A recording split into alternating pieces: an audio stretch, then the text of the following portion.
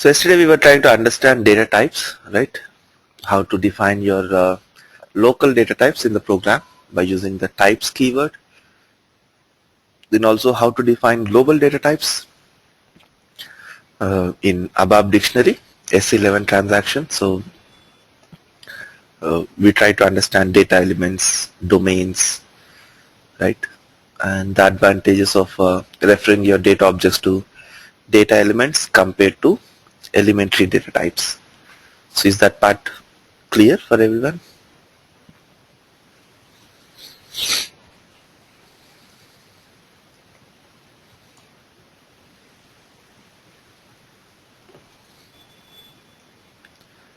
Today we'll try to understand structures.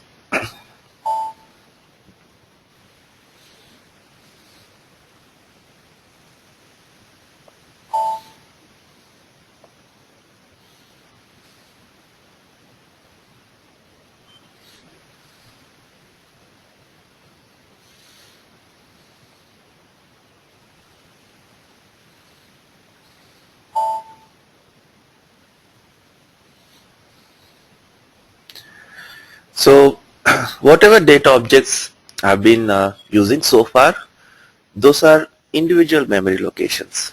For example, if I define something like vMatnar, type Matnar,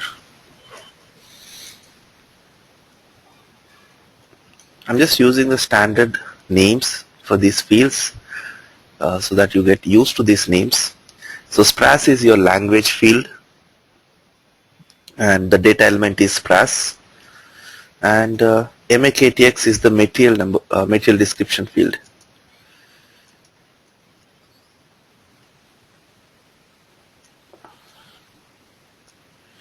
Okay, so if I've defined these three variables or three data objects, vMatnar, vSPRAS, vMAKTX, they are independent of each other. There are three different memory locations that I'm creating in my program. They have nothing to do with each other basically. Okay, so if you want to process individual data, for example, the user is giving a phone number for you and you want to save that phone number in your program, then you can define this individual memory locations. But if you want to process data from a database table,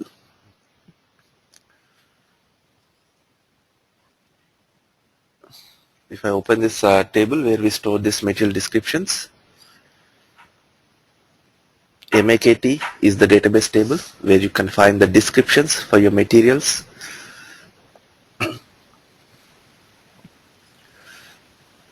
So here in this table, I'm saving the material descriptions and there are few fields.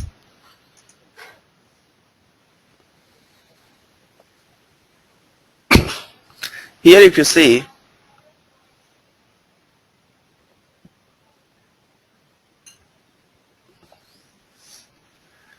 I have this Matnar field, I have this SPRAS language field, and I have the MAKTX material description field in this database table. Here, every field is related to each other, right? The data in this table, you cannot process them individually field-wise, in the sense, here just the material number or just the language or just the material description does not make sense, right? The whole line together makes sense. This material in this language, this is the description, and the same material in a different language, this is the description. So the whole line makes sense. So when I process this data, we process the whole line of data. Instead of picking up individual field data, you bring the whole line into your program and then process that data. So when you have to process the whole line of data from your internal table or from your database table, then you need to create one structure in your program which also has the same number of fields, and then you bring the data from this database table into your similar structure, save the data in the similar way in your program also, and then work with that data. Okay, so that's what we'll be discussing, how to define a structure, how to use that structure in your programs. Okay. So before I move ahead with these structures, let me quickly talk about the different data objects that you can define. Okay. So whatever you define using your data keyword is a data object. Anything that occupies memory in your program, we can call it a data object. So whatever I define with the data keyword occupies memory. So here vMatNar, vSpras and vMAKTX are the data objects. The property of these data objects is they can store only one value at a time, but I can change the value in this memory as and when I want. Okay, so that's why we call them variables. So whatever you define with data object, we call them variables because the data can vary in those memory locations. So we follow certain naming conventions when you're coding. So all these variables in your program, we define them with v underscore. Before the name of the field, you simply put v underscore, so that when I look at the field name, I can understand whether it's a variable or it's a structure or is it an internal table. Okay, so we need to follow these naming conventions while coding. So all these variables, we define them v underscore. So this v underscore matnar, let's say at this point it can have 100 as the value. Then I can change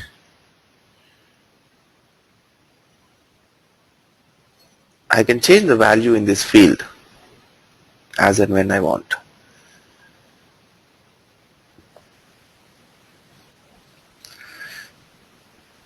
So since you can change the value in the memory, we call them variables, and they can only store one value at a time. The moment I try to save some other value in the same memory, it will replace the existing value. It's not that it will store both the values.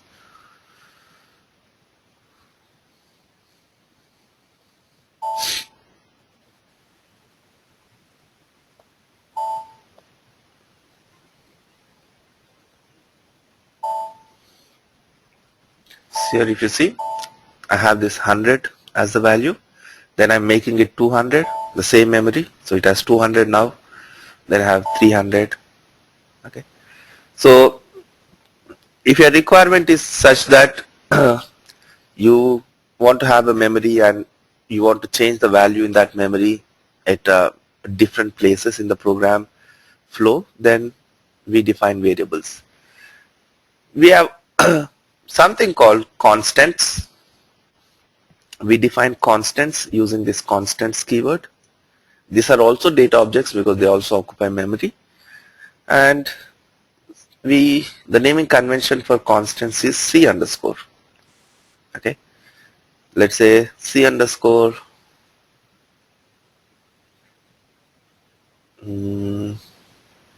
name. Let's say type C.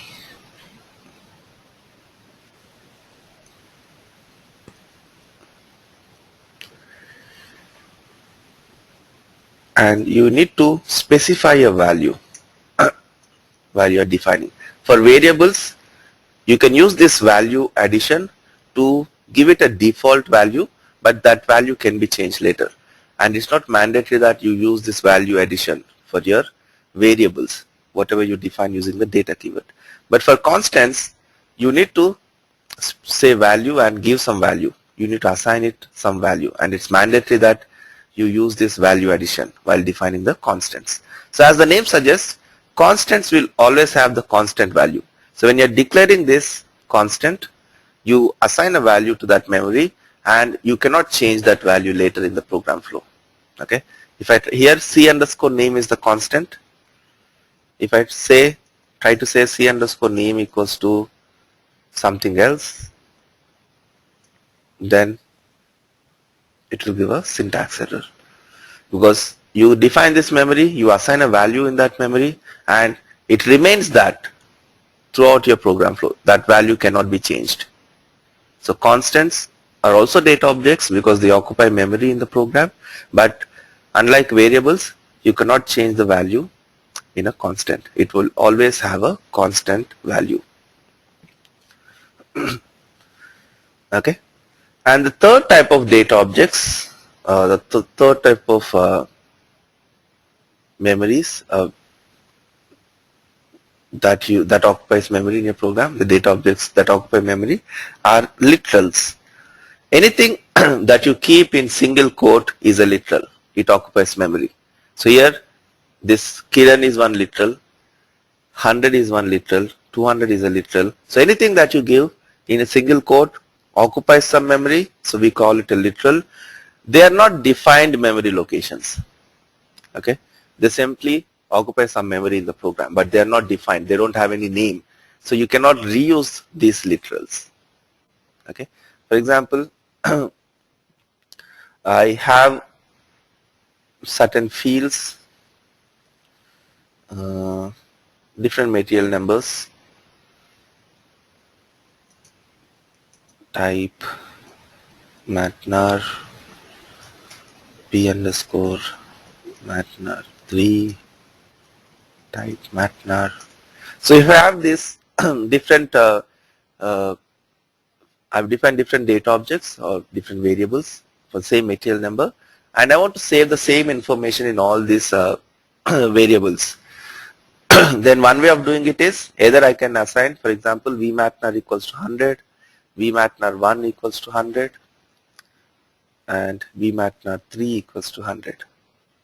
Okay, so I can use these literals to directly assign a value to this variable, or I can simply create one constant and then assign that constant to all these variables.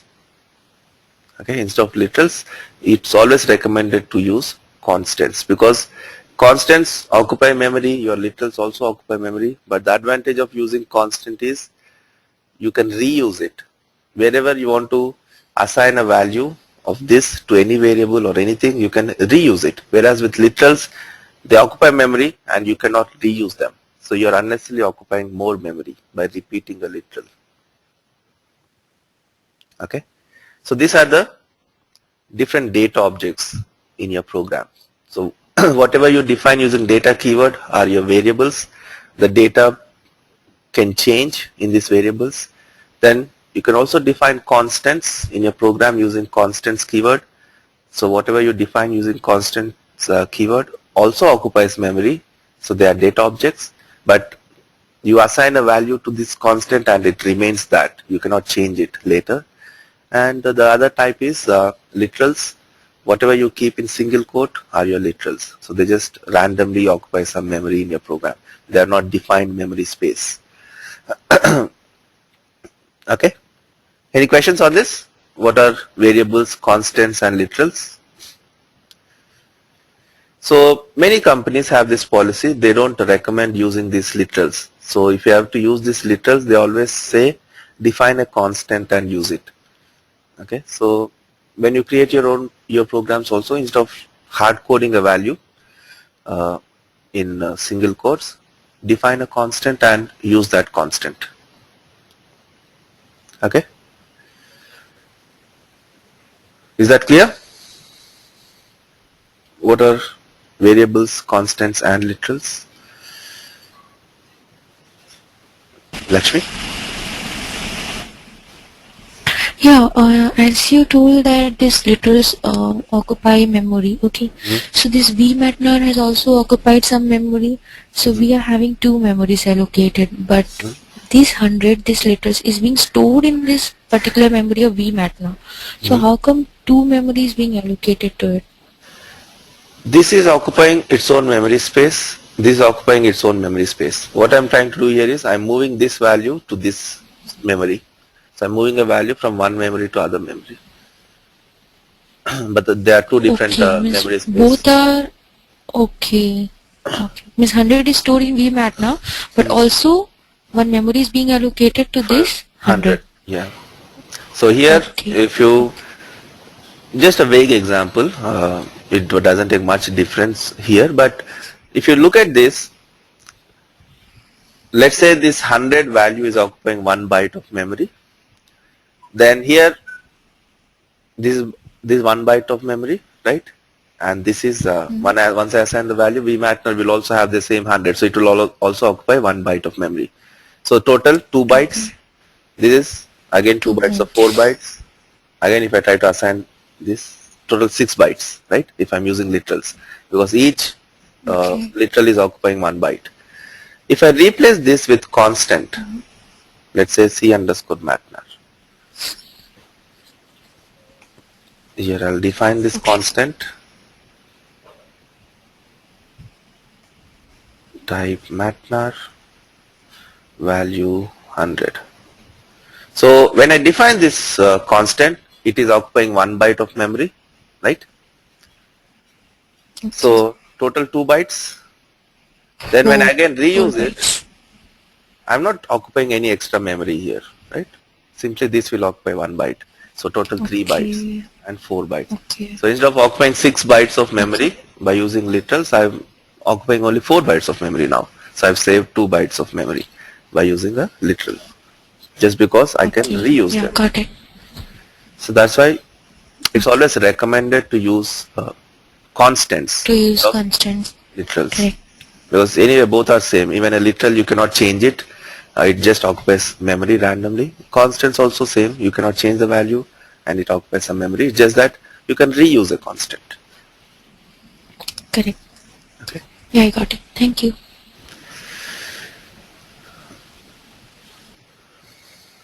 Shay? Yeah, you're saying that you can use constants again and again, reusable. But if you see the value is 100 in MATNA 1, 2 and 3. So only when the data is repetitive, that time only you can use constants. Yes. Right? Yes. So when the data is different, then you'll have to use literals.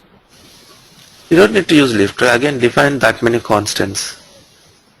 Okay, so if the data is different also, you're going to have to use constants somewhere. Instead of using literals, use constant, because anyway, if you use a literal, it occupies same, let's say you have different material numbers and you want to have these values differently, then you can use, using a constant also occupies same memory as a literal. But in case you want to reuse it, you can reuse it. Whereas with literal, you cannot reuse it. And it's not a good programming practice to use literals because they are completely undefined memory space. Okay, so if MATNA 1 had 100 value and MATNA 3 had 200 value and MATNA had 300 value, so then again, I'm just giving you a vague example. Here you don't need to really use constants or anything because we don't fill MATNAs this way. But there are situations where you may have to use one constant value. For example, you're calling different function modules in your program, and you have to pass your program name to the function module, right? So you'll call these function modules at different places. So to every function module, if you have to pass your program name, then you can have one constant with the program name and then pass it rather than hard coding the program name in every function module. Okay, so in those situations it will be useful. But here material numbers, all these things, we'd always have variable data. So you don't really need to use constants and all this for that. But wherever you have some constant value like a program name, or you want to keep a start date as something, a fixed date as the start date for your program. So you want to calculate everything else in your program based on the start date, right? So the start date you keep in one constant and use it wherever you want to. You have different dates and you have to subtract everything from this start date. So in that case you have to repeat this start date at different places, right? So you keep one start date in one constant and then reuse it rather than hard coding the start date every time you use it. Right? So in situations like this, we use constants instead of literals. Okay. So these are the different data objects. Okay. Now coming back to our structures. Any questions on this? What is a variable? Now you know when I say variable, what do I mean? When I say a constant, what do I mean? And when I say literal, what do I mean, right? And whatever we keep in single quotes, we also call them hard coding. So whenever I say don't hard code, I mean, don't keep things in single quote.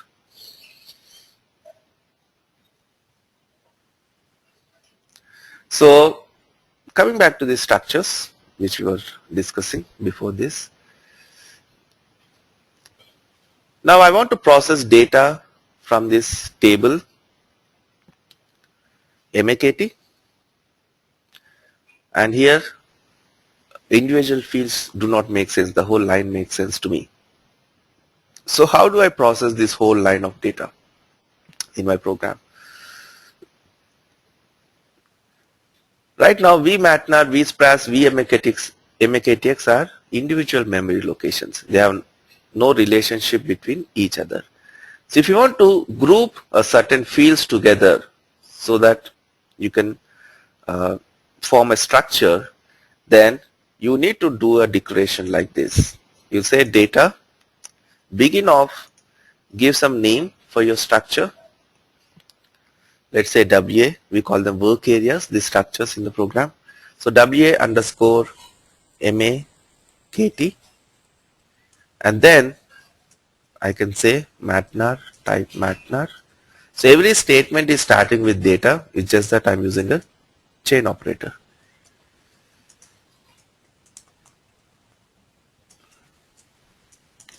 And I'll define the fields in this structure. Then I'll say end of WA MAKT.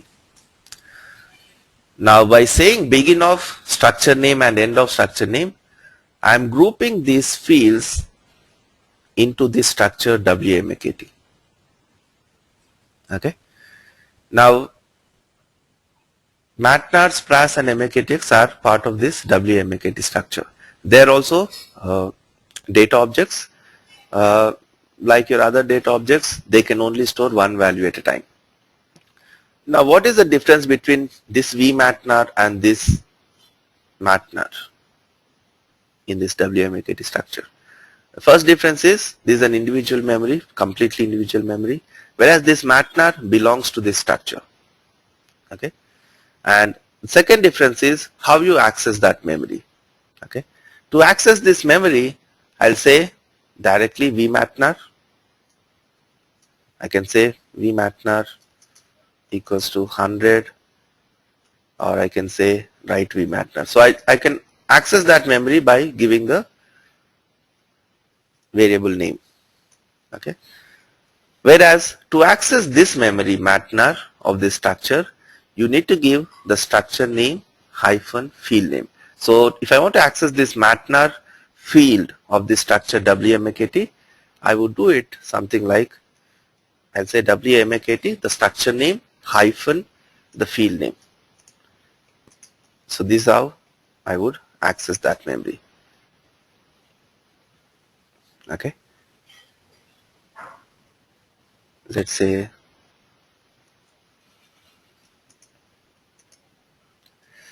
$200.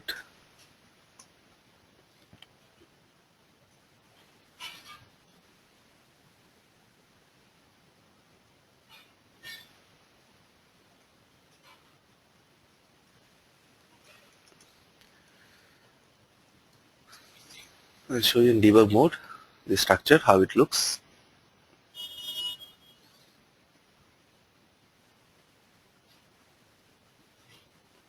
So for people who are pretty new to programming and all, you might get a bit confused here, understanding structures and all these things. But as I said, at the end of this class today, I'll give you one assignment. So by doing that assignment, you should be more than comfortable. So by Monday, you should be more comfortable with programming.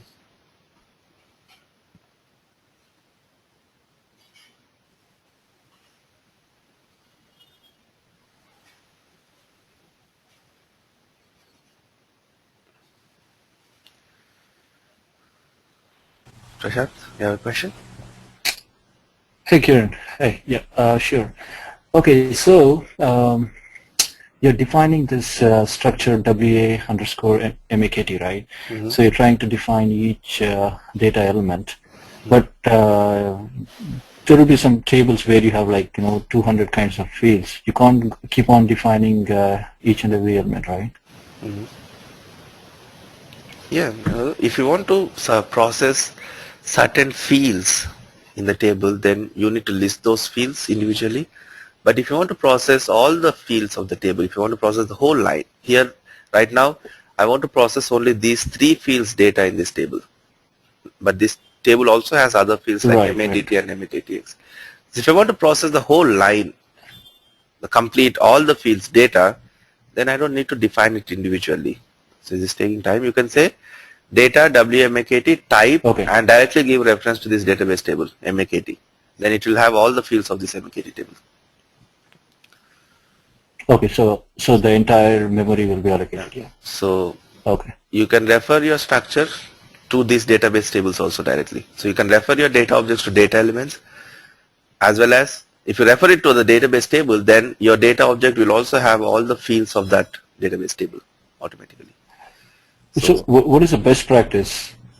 It depends. If you want to process the complete line, you want all the information in the table, the whole line of data, then you refer it to the table directly. But if you want to process only certain fields, then we always create a structure with those fields and then process that. So we don't bring the whole line of data into our program if you need only certain fields. So if you need certain fields data, bring only those fields data. Otherwise, you're unnecessarily occupying memory in the program Right. by Okay. bringing Sounds good. unnecessary data. So Mm-hmm. again, you may say that, I'll just show you, the system is stuck. The problem with if I move you to another system right away, then I've set up so much test data in this system, so it becomes a lot more difficult to set up all that again in a new system. That's the only reason I'm trying to stick to the old system. Okay, yeah, but the compilation is really taking time. I mean, That's what, if we can fix that problem, then we don't need to move to a new system. If we're not okay. able to fix it, then we'll see. For example, if you open this Mara table, this table has almost 230 fields in it. So if out of this 230 fields, you're trying to process only 10 fields data, then you create a local structure in your program with those 10 fields, and then bring only those 10 fields data into your program. Don't bring all the 230 fields data into your program when you have to process or when you need only 10 fields.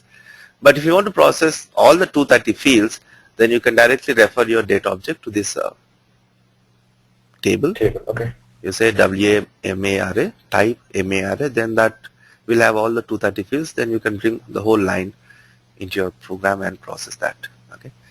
Now out of 230 fields, if you want to process 100 fields, what you'll do? That also again you need to list all the 100 fields, right? So in such cases, we can also define this, create dynamic structures. We can I can generate a structure with fields in the runtime. Instead of statically defining it in my program first, I can actually define this structure and internal tables dynamically. So that also we can do. So you don't need to list the fields. Dynamically, I can get the field names and then build my structure by writing some code. So that also is possible. But it's too early for you to even think about creating dynamic fields. So I lost my structure, so I'll come back to that.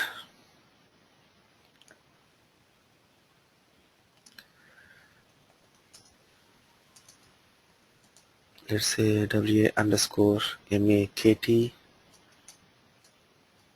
MATLAB type MATLAB Spras type Spras MAKTX type.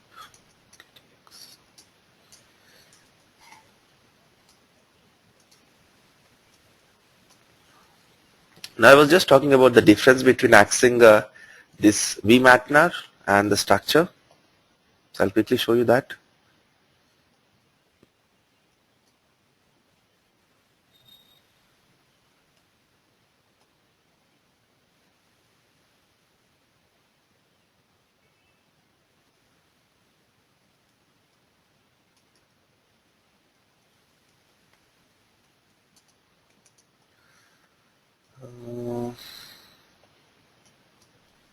I would be using these literals in class just to save time from creating a constant and then using it.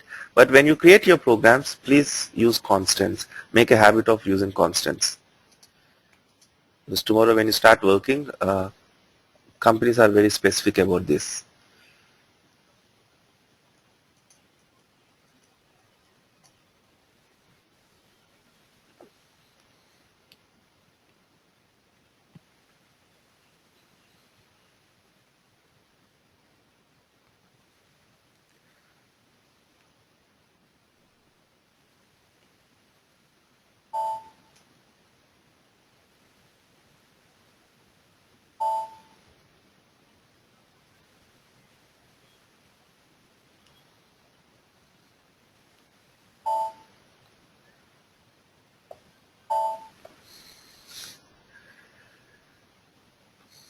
So if you see this, vMatner is an individual memory. If I say WAMAKT, this is a structure. You can see WMAKT is a structure with these 3 fields in it. Okay. Now all these 3 fields are part of this WMAKT structure. If you save a value in this vMatner, if I try to save a new value in the same memory vMatner, it will replace the existing value. Even for your structures is the same thing. I'm trying to save a value 100 in WMAKT Matner. When I try to save another value, it replaces the existing value. Okay. So the difference between a variable and a structure is the field of the structure is part of that structure. So you need to give the structure reference while accessing that field. So you say structure name hyphen field name. Whereas with the variables, you can directly give the variable name to access that memory. Okay. So I've defined this structure now in my program. How do I use it? How do I use it to process the data from this database table? So to process data from the database table, if you have some data in the database and you want to process that data, you need to bring that data into your program first. To bring that data into your program, we write these select statements, SQL statements. So let's say I want to process the data from this table where material number is 23. So I want to process, or let me use a different material number which has different descriptions, 100, 600 for example.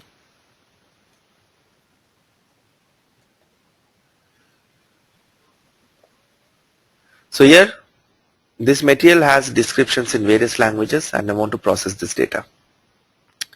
So I need to bring this data from the database into my program, and for that I need to write a select statement. So let me explain you few variations of select statements. The syntax to write a select statement. The syntax is you say select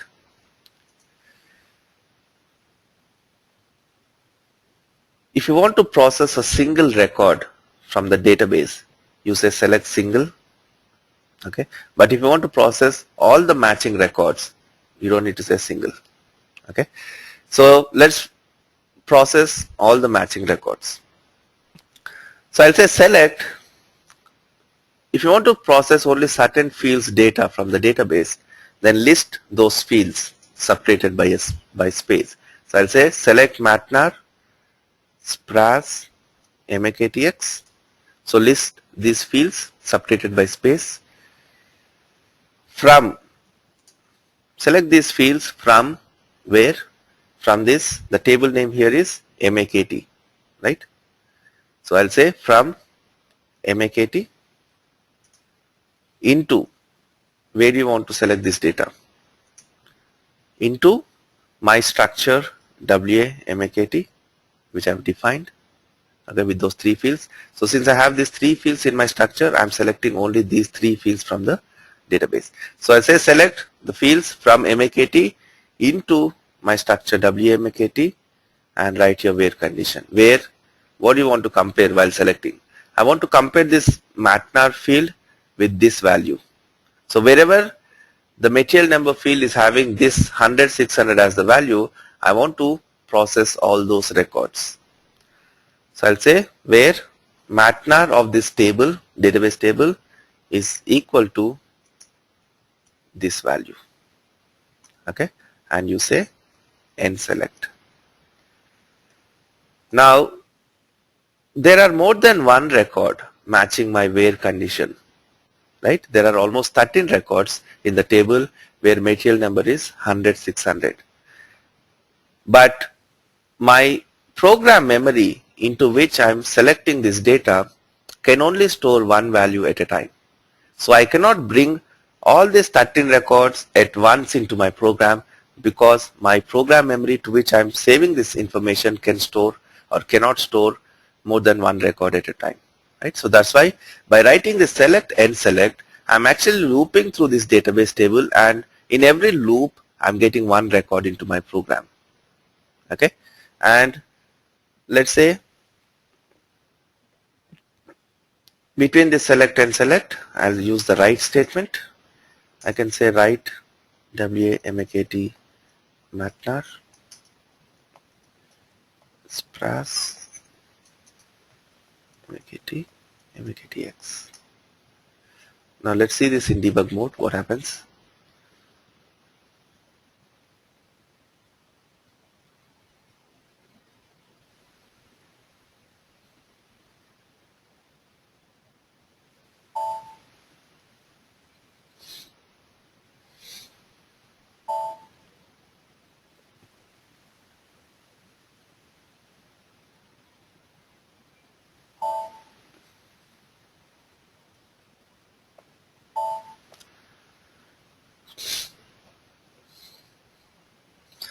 Now if you see this, WMAKT is empty, there is no data in this structure. When I execute this select statement, it will bring the first line from the database, 100, 600, 4 support base, the first record from the database into my WMAKT. I'm writing this in the output. So here you can see the first line is written out in the output. Then it will again go to this select. It just loops between select and select till it finds the last matching record. Again, in this next loop, it will bring the second record into my structure. So it will replace the previous record in my structure, and then I'm writing that in the output. Then third loop, third record. So it basically loops between the select and select till it processes all the matching records. Okay. Now once all the records are selected, it will exit that loop, and it is showing me this output screen. So this is how you can write your select and select and use your structure. So if you want to process all the records, all the matching records, then you need to say select and select, but it's obsolete. We no more use select and selects. We use something called internal tables to store more than one line of data at once. So since your internal tables can store more than one line of data, you can actually bring all this data at once into your program rather than looping using select and select. But for the time being, use select and select till I cover internal tables. Once I explain you about once I explain internal tables, then you can stop using select and select. So for the timing, you can use this select and select. Now instead of hard coding this material number here, let's actually create a parameters field to take the material number as the input. Okay, and I'll compare that here. I'll say where matnar equals to p matnar. Now these parameters will create this input field for me on the selection screen, where the user can give a material number, and whatever material number the user enters in that input field, I'm comparing that to get the descriptions from this MAKT table.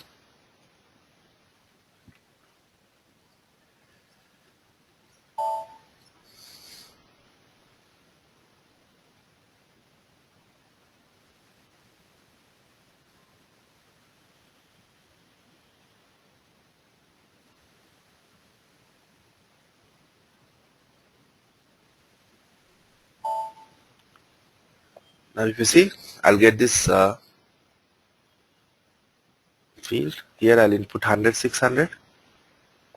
So pmatnar will have that value, and in my select statement I'm comparing that value here. So it will bring me those descriptions, 100, 600. So if I want to check the description of a different material, for example 23, then now my program will process that material. So these are the descriptions for this 23 material. Okay. So we've just created one report. So this is what your report is. You're taking input from the user. Based on that input, you're processing the data from the database tables and then showing some output to the user. Right. So this is a simple report program. So this report, for example, who can use this report which I've just created? For example, let's say you have this user who's working in a warehouse. He has all the packaged materials in the warehouse, and every package has one label with the number, material number. But looking at the material number, he cannot understand what is inside the package, right? So he wants to quickly check the description of that material. So he can use our program where he can, whatever material number he sees on the package, he can give it as an input for this program, and we are showing him the description so that he can understand what material is there inside the package. So this is a simple report which meets that requirement. Any questions on this? How to use the select statement? Vijayita? When you were in debugger mode, how did you go back to the output screen where report records were displayed? Like a single record was displayed first time when you showed us. You have this button here. Once the write statement is executed, you'll get this button here. Okay. Display list. Okay. You click on that, it will show you the list. Okay. All right. Thank you.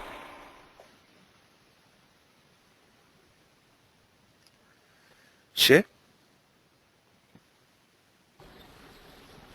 In your write statement, you're giving all the fields of your structure. So instead of that, you can't give your structure name to display the entire structure. You can do that, but when you do that, the system will convert all the fields into a single field and print that as if it's a single field. It no more sees them as individual fields. So it will simply add up the lengths of each field and try to see this WMAKT as one field with that total length. So as long as you have character fields in your program, you can do that. But if you have any numeric fields, then it won't be able to convert the structure. So it will give a syntax error. So you have to give all the fields in the structure Yes. for the write statement. Yes. There's no Example. easier way for.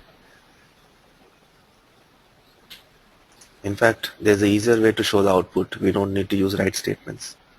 But if you want to use write statements, and if you want to print the fields of the structure, these structure fields are always independent. So you need to give the structure name - field name. That's how you always access the field. If you simply give the structure name, then the system will try to see this structure as one single field with the lengths. It will simply add up 18. This is 1. This is 40. So 59. It will be a character 59 field. WMAKT. So it looks at this WMAKT as one character 59 field rather than looking at it as a structure with 3 fields. So that's why if I say MAKT, now you see how the data prints in the output, the difference.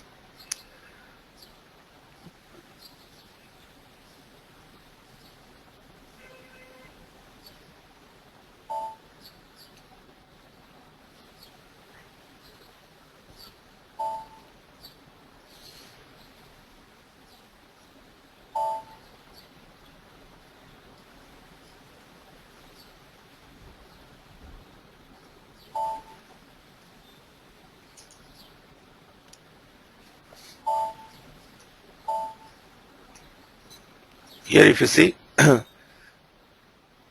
I'm printing the fields individually. It's doing the conversions also, like internal to external conversions. Or let me give 23 as the material number.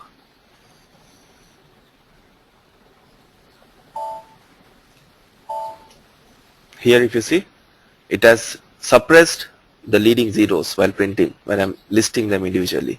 When I write WMAKT, it's simply printing whatever is there in that WMAKT. It's looking at that field as one single field. Whereas in the first case, it's actually treating them individually. So for individual field, it's triggering those conversion routines. So material number is printing without leading zeros, and the language also internally it was 4, but it is converting that to external format. So it's RO for Romanian language. So these conversion routines are also taking place. So that's why you always list your fields individually.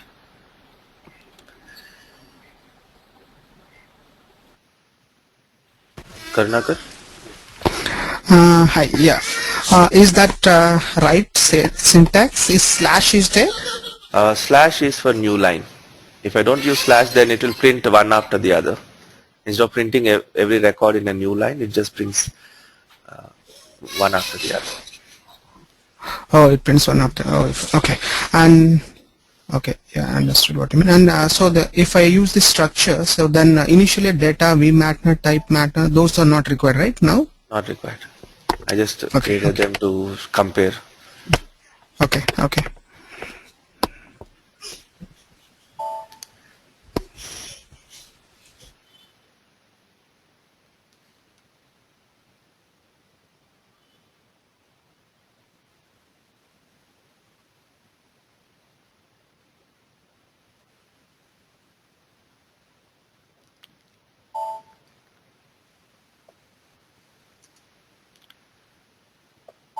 Now if you see, if I don't use slash, it's printing one after the other here instead of printing every record in a new line.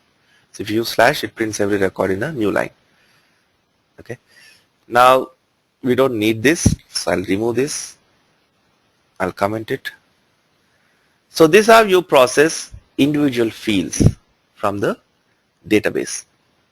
Now if your requirement is that you want to process the complete line, instead of these 3 fields, I want to process all the 5 fields data from this MAKT table, then I can also do it. I can say data, let's say WMAKT full, and say type MAKT. Now this WMAKT full will have all the fields of this MAKT structure. Okay. Then how do I bring the whole line of data into my program?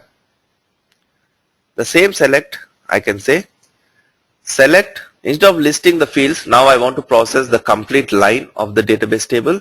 So I can simply say star. Star means all fields in the table. So I can say select star from MAKT into WA underscore MAKT underscore full, where matnar equals to pmatnar, and select. Okay, and between this select and select, you can write your code based on what you want to do with that information. So if you want to process all fields data, define a structure referring to the database table so that your structure will have all the fields that are there in the database table, and then use this star in your select statement. Say select star, then that means it will fetch all fields data. Don't get confused with star. We are not trying to fetch all the matching records here. Star does not represent the number of matching records. It represents that you want to fetch data from all the fields of this table, not all matching records. So if one table has 100 matching records also, here star represents all fields data.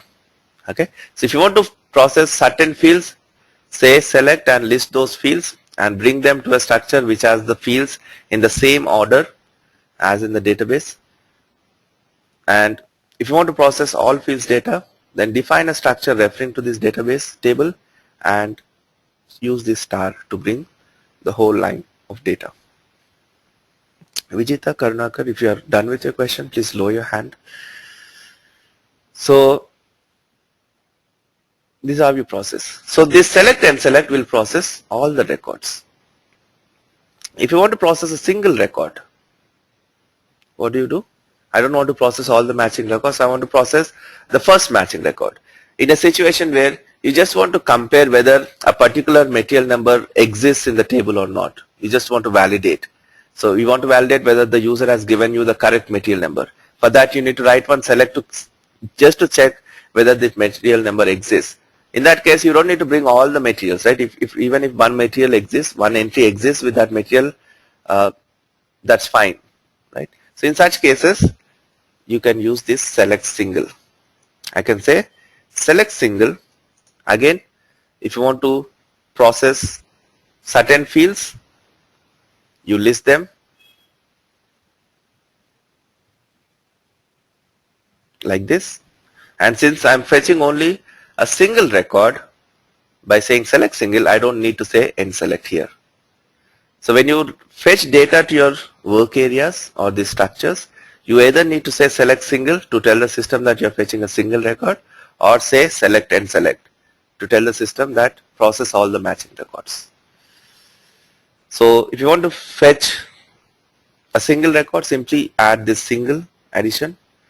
The same way, if you want to fetch a single record but all fields data, then you say select single star. This will fetch a single record but all the fields data. Okay, so this is how you bring a single record to your program by using select single. Again, if you want to process all the fields, say star, otherwise list your fields. Then to process all the matching records, you can say select star and then select. If you want to process all matching records but certain fields data only, then select those fields and end select. So any questions on what is select and select, when we use it and when we use select single? Is that part clear? Now if I want to process, for example, this table has 13 records and I want to process the first 5 records only. I want to bring only 5 records. I don't want to process all the 13 records. If I say select and select, it will process all the 13 records, right? So I can say select these fields up to, let's say if I say up to 5 rows, then it will bring only the first 5 records. It will loop only 5 times. After that, it will quit the loop. So you can use this up to and give the number of rows also. So if I say select up to 1 rows, then this is as good as writing a select single statement, because after fetching the first record, it will quit the loop. So select up to 1 rows is equivalent to select single, right? So any questions, anyone on this? Defining structures, using that structures in your select statements, writing these select statements and using the write statements. Clear? No questions? Okay. Let me talk a bit more about this write statement.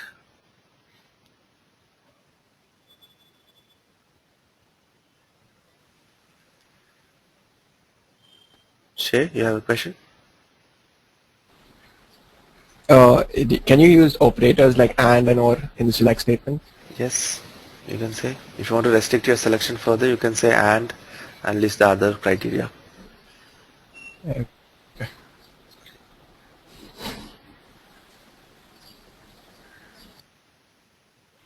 Zahid?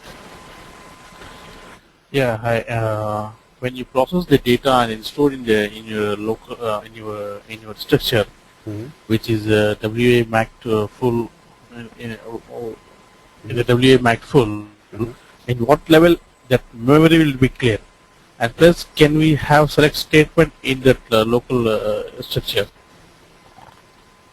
Sorry, I didn't understand. Can you repeat your question? The thing is, when you process the data and you make some select statement and you store it in your data structure, in what level the data structure value will be clear? When it's cleared. When the program execution is completed.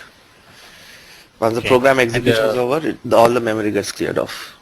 Was clear. And can you have like when you do filters and store some specific top 10 rows in that structure, can we have some select statement further in that data structure instead of going to the table?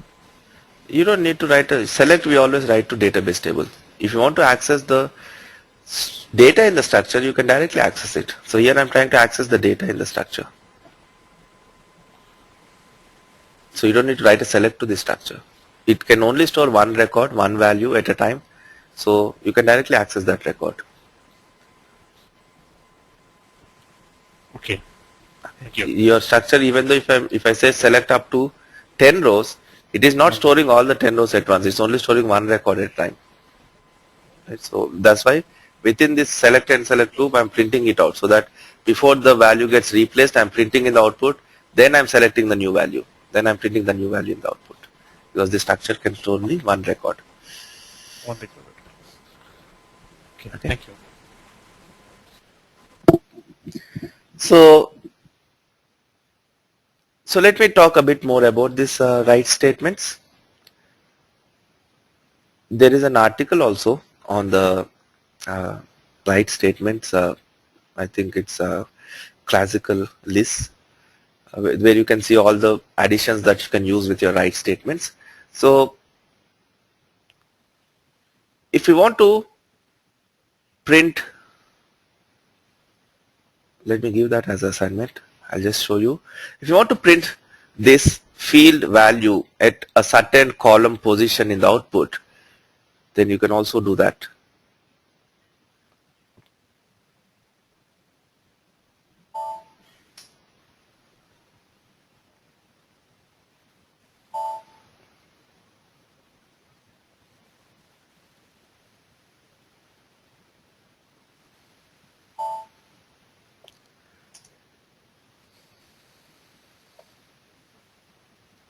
Right now, I'm printing this material number from this position, and then language here, and then the description here. So if I want to print this, I want to give some margin or indentation, and then print from this position the material numbers. Then I can also do that by giving this number. I can say write 18. So it will print at the 18th line, 18th column. Then I can say 40, print this, and let's say 45, print this. So if I give this number, then it will start from that column position. So you can print something left justified, right justified. So either go through that article in the website to understand all the different additions that you can use with your write statement.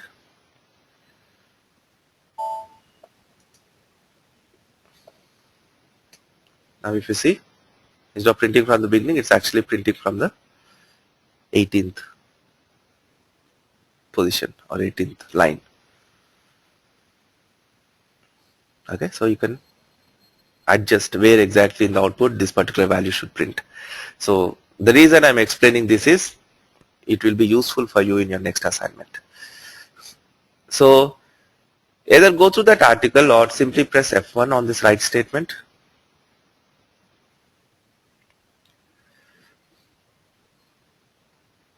And you can see this internal formatting options and external formatting options. So if I click on this external formatting options, then these are all the options. You can print something in different colors. Just go through this documentation once to understand what are the different options you have while formatting your output. Okay, or go through the article also. So any questions on this? Creating a structure, writing a select statement to select the data into your structure, and then printing that data in the output. That's what we try to understand today. So far we've understood how to create these data objects. We understood what are data types. Then today we understood the structure. So at least now you know the basics of data processing. So before you process any data, we are defining these data objects in our program and then bring the data from the database into our program and then processing that data. Right? So shall I give you one requirement? to test how well you understood all these topics. If you go to this VF03 transaction,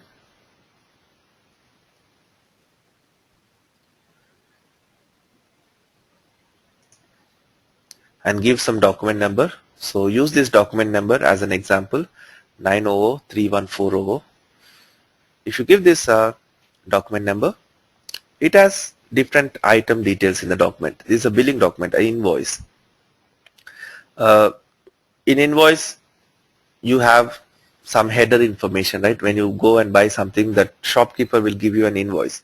So on that, if you see, there is something in the invoice which is common to the whole document, like the payer details, the invoice date, the total invoice amount, all these are common to the invoice. And also you'll find something called item level information, where he'll be writing item 1, motherboards, quantity 10, unit price is this, so total price is this. Then item 2, hard disk, quantity 10, right? So these item level details are specific to that item. So same way in this invoice, I have some information which is common to the whole invoice, like the document number, payer, billing date, net value. These are common to the whole invoice. And I have this item level information also. So different materials, what is their quantity, what is the net value, what is the material number, tax amount, all these details, right? So if I give a document number as the input, I want you to print these item details in the output. So I want you to develop one program where I can give this document number as the input. Based on that document, you select the item details of this document and print that in the output. Okay. So you just need to use whatever we discussed so far in this week to complete this assignment. So how do you know in which database table you can find this document details? So you need to write a select to some table to get the item details for a given document, right? Like we are writing a select to MAK80 to get the material descriptions. The same way, these document details are also stored in certain database tables. So you need to write a select to those tables to get the item details. So how do I know which database table I need to write the select? Simply keep your cursor in this field, go to VF03 transaction, give the document number, and here you keep the cursor in this item field, press F1. When you press F1, it shows you some information about this field. On the top, you'll see something called technical information. Okay, click on this technical information. Then here you can see the table name and the field name and the data element name, where you can find this information. So you can get this item number from the POSNR field of this VBRP table. Okay. The same way, where can I get the description? So again, I'll keep my cursor in this description field, press F1, see the technical information. So the same VBRP table, ARKTX is the field which has this description. So like that, check F1 for each field and write down the table name and field names, and then write a select to that table, get those fields into your program and print them in the output. Okay. Any questions on this requirement?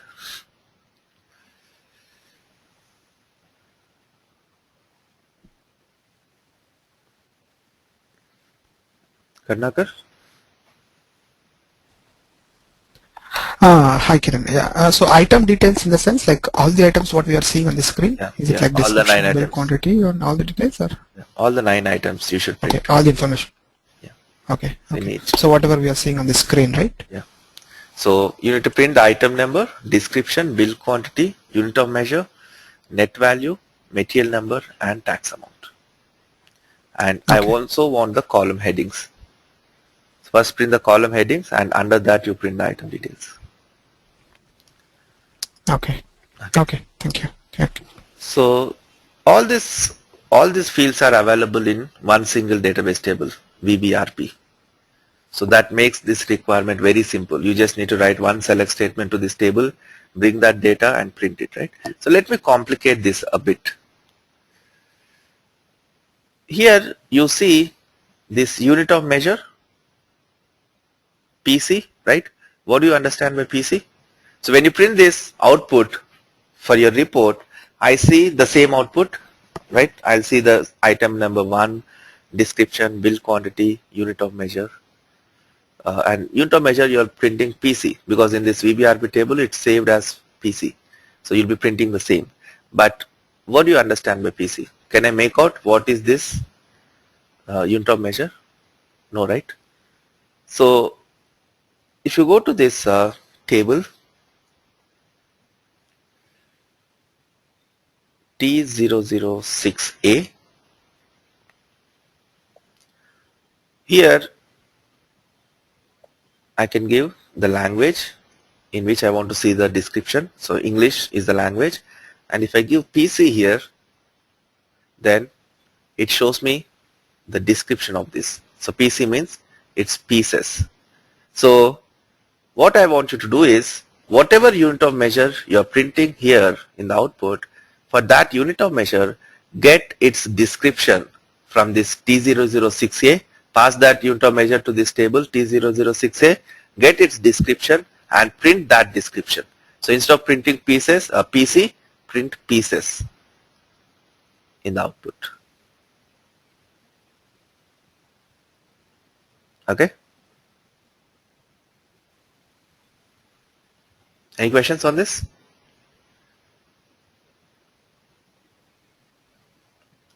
So this one change you need to make for your output, where instead of printing the unit of measure abbreviation, you print the description. So print pieces. If it is something else, kg, don't print kg, print kilograms. So whatever unit of measure you're printing for any document, get its description from this T006A field and then print it. So do you want me to make it a bit more complicated? The transaction code for this screen that you're seeing right now is VF03. So go to VF03 transaction. This is a transaction. Give this document number 900314000 and hit enter. So it will show you this information. Then you can use F1 to identify the fields.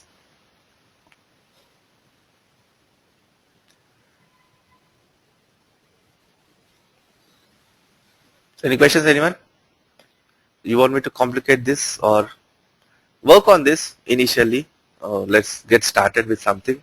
Then I'll enhance the same report with, I'll add more functionality to the same report. Okay. So would you prefer me giving assignments every Thursday, or would you prefer me giving you assignments every day on whatever topic we cover?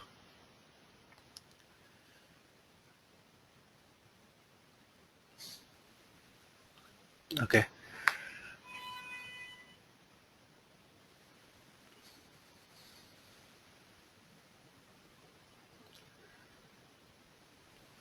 Fine. So what I'll do is, every Thursday I'll give you new requirements, and every day whenever I cover something, I'll enhance the existing requirement, wherein Friday, Saturday, Sunday you'll be developing this program, and Monday to Friday I'll just make some changes or requirements. I'll make changes to the requirements in such a way that you need to change that code to fit the new requirement into it. So you don't need to develop something new, but you need to change your existing program to get that extra functionality. So every Thursday I'll give you one new requirement to work on, and every day from Monday I'll try to enhance your programs. Okay, I think that should be the ideal way to proceed, so that you also have something to work every day. So what you need to do tomorrow or today, tomorrow, whatever the case may be,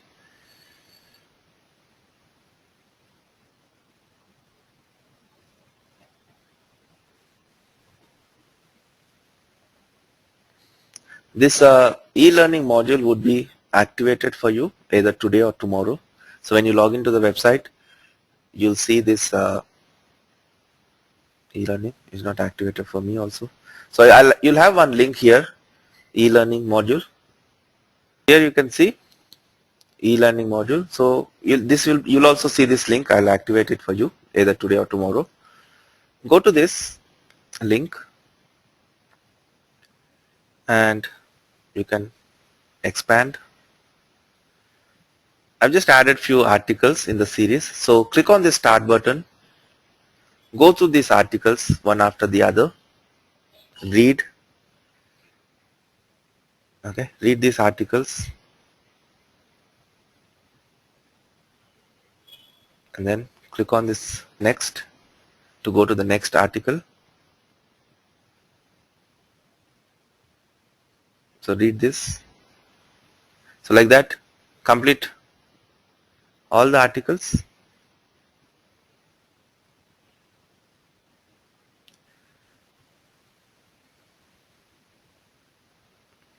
And finally, click on this test. It will start the test for you and take the test. Okay, I kept the pass percentage as 80. So before Monday, make sure you complete this test. I want to see how much you score. So initially, I kept the negative marking to 1%. So if you give a wrong answer, you lose 1%. As we move on, I'll increase that negative marking so that you should be doing less mistakes. Okay, so take this test also before Monday. So before we meet on Monday, I want everyone to complete the test. Okay, so that should help you to check yourself how well you understood the topics we discussed this week and to make sure that you are keeping pace with me. So first you go through the recordings, work on the assignments, and then go through these articles and then take the test finally. Okay? Any questions?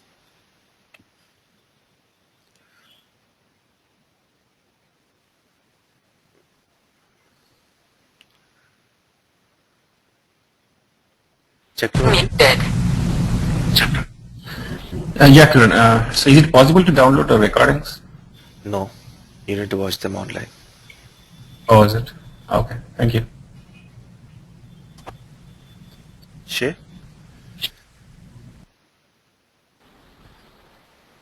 You want us to display only the tables for 900314000. That's it, right?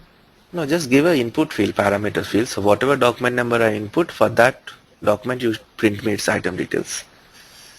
Okay, so VBARP will be the database from where we pick up the VBRP is the number, database right? table which has that information. From where you pick up the bill, from where you pick up the billing. Document details. Okay. Okay. Okay. But don't hard code the number in your program. Give me a input field on the selection screen where I can Yeah, sure. number and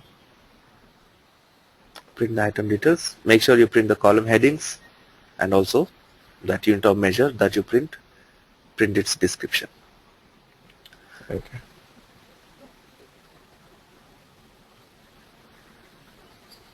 So the test has timings. You have 25 minutes and you have 20 questions to answer, and you have two chances. So in the question bank, I'm trying to maintain 40 questions so that you can give first attempt. If you score less than 80%, then you can take the test again after 1 hour. So you have maximum 2 attempts to give the test, and 25 minutes is the duration. Okay, but make sure you complete it before Monday, before we meet on Monday.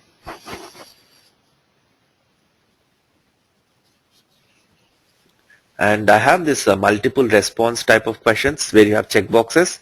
There would be questions for which there could be more than one correct answer, or there could be only one correct answer, but you need to select all the correct answers.